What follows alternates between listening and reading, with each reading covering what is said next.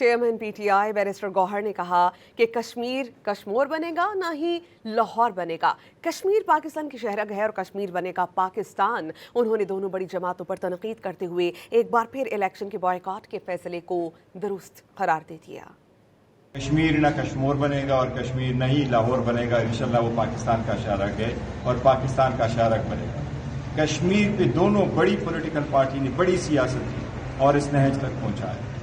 एक कहता है मैं लाहौर बनवा रहा हूं, दूसरा कहता है मैं कश्मीर बनवा रहा हूं, और दोनों ने इस मुकाम तक पहुंचाया कि आज भी उस पर सिर्फ सियासत हो रही है और अपनी सियासत चमकाने के लिए लोग यहां पर मरे पड़े हैं और लोग इनको पड़ी है अपनी सीटों की। उस वक्त हमने भी ये अगर बॉयकॉट किया था तो हमने ये कहा पहले माहौल बनाओ जिसमें अवाम अपनी मर्जी के मुताबिक खुशी के साथ जाके अपने नुमाइंदगान को वोट दें, और नुमाइंदगान को वोट देंगे, वो वोट काउंट होगा, फिर फ्री इलेक्शन होगा तो मुल्क बेहतरी की तरफ जाएगा, उनके मसाइल हल करने के लिए लोग आगे बढ़ेंगे। तो ये जो गोली, दूसरी बात ये कि ये तासुर सिर्फ पहले तासुर हुआ करता था, अब एक्चुअली लोग देख रहे हैं कि गोलियां चलती हैं जब लोग निकलते हैं।